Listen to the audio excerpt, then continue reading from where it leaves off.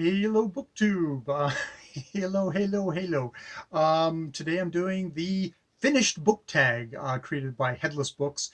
It's all about what you do after you finish the book you're currently reading. Um, so yes, let's get into this. I saw this done by Dane Reads, and then I of course went back and saw Headless Books do the tag himself, and it's true, he doesn't have a head. And how do you even read that way? It's amazing. So yes, let's get into the questions. Question number one: do you keep a list of books you have read?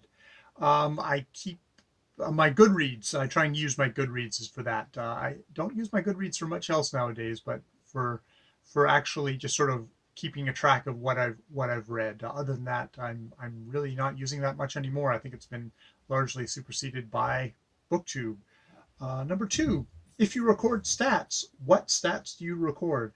I don't really record stats other than sort of what I can glean from Goodreads. Sometimes I'll click different categories and to kind of give me that little kind of cloud thing that I can sometimes manage to get it to do. But I find for the most part I'm a terrible reader for, oh, I have to read this number of somebody, women or people of color or gay and lesbian or stuff like that. I'm a mood reader, and I'm just going to read what I'm going to read, which I know as kind of an older white guy is probably the lazy answer, but it's the truthful one, and I enjoy reading, and I do it for enjoyment. So that's where I'm at, and sometimes I enjoy challenging myself. Sometimes I enjoy being incredibly lazy. Number three, do you give star ratings for books? And if so, what do you score books out of, and how do you come about this score? On Goodreads, I will use the star rating system, and I'll put one to 5 stars. 5 stars being a classic that is something for the ages, but not much else gets that. So it's usually three to 4 stars for a lot of books. And actually a good book can be a three-star book for me. 2-star book is kind of a subpar number, and 1-star book is bad. Is a book that I really had trouble with. I don't use ratings on here on BookTube, just because I think ratings are. That's why I'm here. I'm here to talk about the book, and if you want to listen to me talk about the book, hopefully by the end you've gotten a pretty clear idea whether I think it's a worthwhile book to pick up. But whether a star rating is going to really help you, I don't think it's helpful for something like BookTube. At least for me. Hopefully it pushes me to express myself about what I think about a book without just resorting to, oh, it's a 2-star, 3-star, 5-star book, especially since a 5-star book seems to mean so many different things to different people, where I could say a book's a 3-star and think, hey, it's pretty good, but other people would think I was horribly bashing it. So I think it's more accurate for me to say, hey, I really like this book and it was totally fun and you should totally check it out, which could be a 3-star book.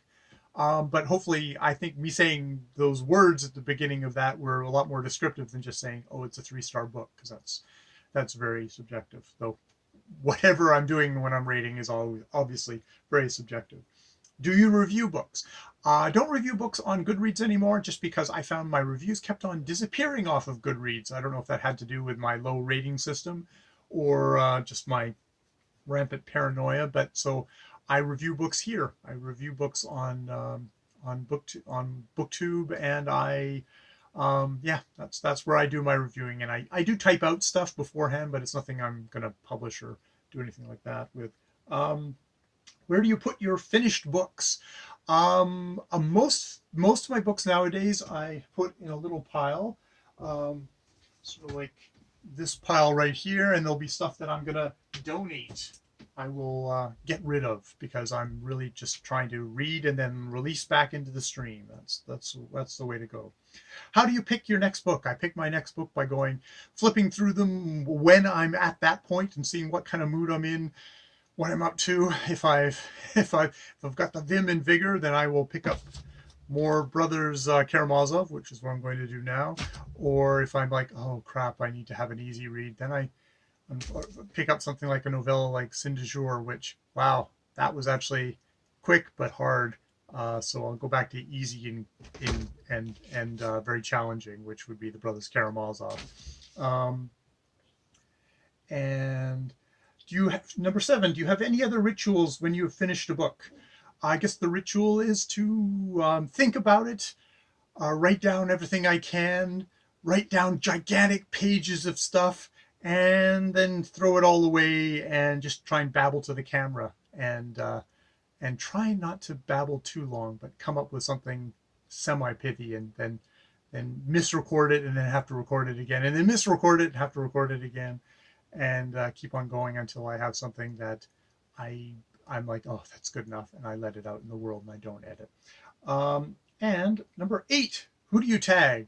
I tag everybody. I can't tag Dane because Dane's the one who actually did this, but I tag. Yeah, I tag everyone because I didn't prepare for this part and because I just wanted to kind of film a tag. So if you watch this and you thought these were interesting questions, I'll list the questions down below, as well as I'll give the original Headless books video and Dane Reed's take on this, so you can see the pros do it. And yeah, hopefully you'll be inspired to do it, because it's kind of an interesting thing of, like, what do you do after you finished reading a book? Yeah, so that's the finished book tag. Finished. God, see, the finish the book tag. Book tag. Oh God. More videos later. I'm tired.